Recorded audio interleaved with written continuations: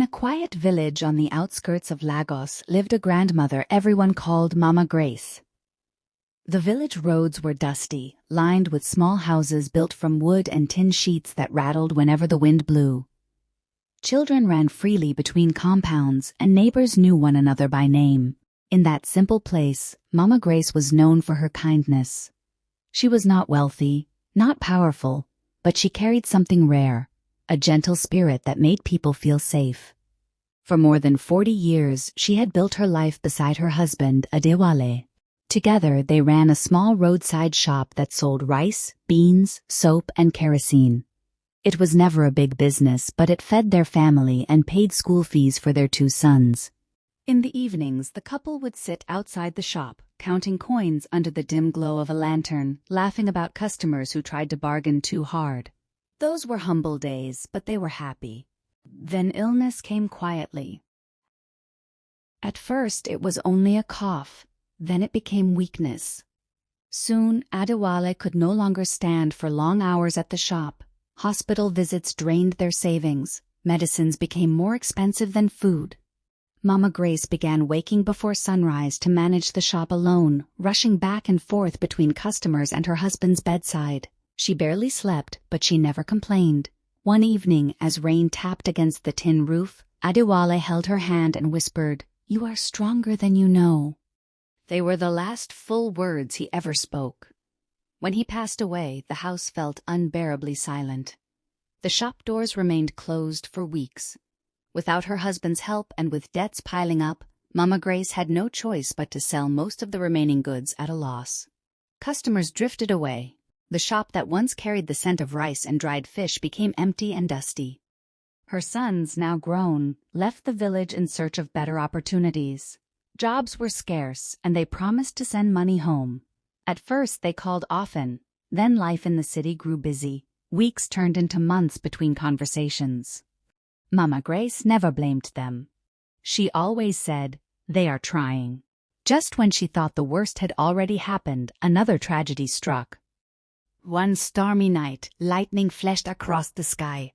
The wind roared violently, tearing at roofs and bending trees. A spark from a fallen electric wire caught the edge of her wooden house.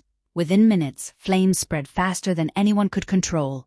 Neighbors rushed with buckets of water, shouting her name. Mama Grace stood barefoot in the mud, watching helplessly as fire swallowed her memories, her wedding photo, her husband's clothes, the small wooden bed they had shared for decades. The heat was so intense she had to step back, tears mixing with rain on her face. By dawn, nothing remained but blackened wood and smoke.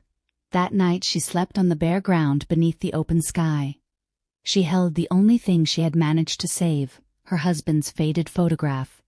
Her body trembled from cold and shock, but her spirit felt something even heavier, loneliness. Everything she had built for 40 years was gone. Yet as the sun rose the next morning, something unexpected happened inside her heart. She did not feel anger. She did not curse her fate. She simply whispered, "If I am still alive, then my story is not finished." The following days were painfully difficult. Without a home, she moved between neighbors' houses. Pride made her refuge constant charity. She accepted only what she truly needed. Sometimes she ate once a day. Sometimes not at all. But she continued attending church, sweeping the floors quietly before anyone arrived. She continued greeting children with a smile, even when her stomach growled with hunger.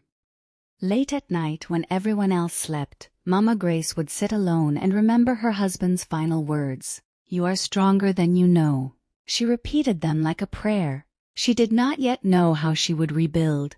She did not have money, connections, or youth on her side. All she had left was determination. And sometimes that is enough to begin again. The weeks after the fire were some of the hardest of Mama Grace's life. The village that once felt like home now felt unfamiliar. She owned no house, no shop, no steady source of income. Every morning she woke up unsure of how she would feed herself.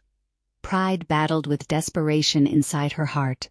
At first, neighbors brought plates of food. She thanked them warmly but never allowed herself to take more than a small portion. If a child visited while she was eating, she would quietly divide her meal in half and hand it over with a smile.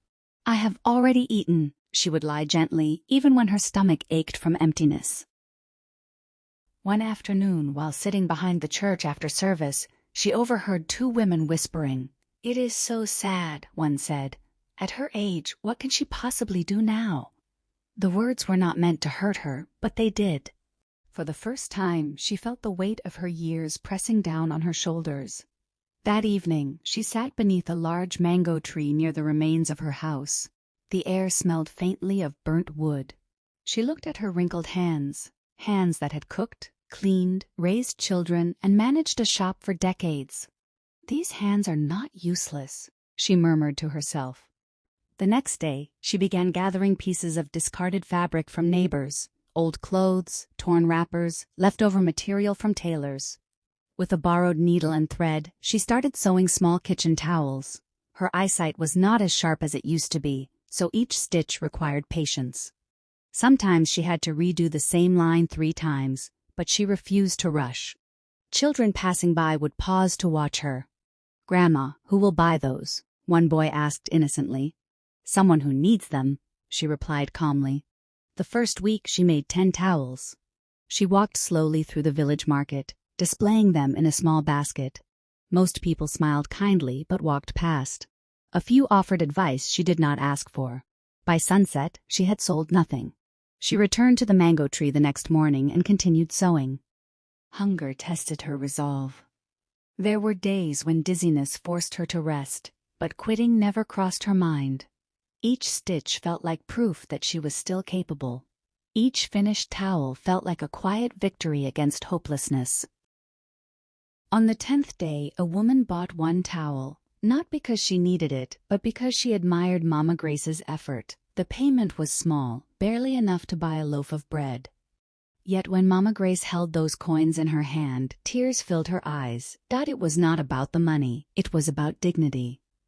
Word slowly spread that the grandmother who lost everything was trying to rebuild her life with her own hands. Some people began giving her better pieces of fabric instead of throwing them away.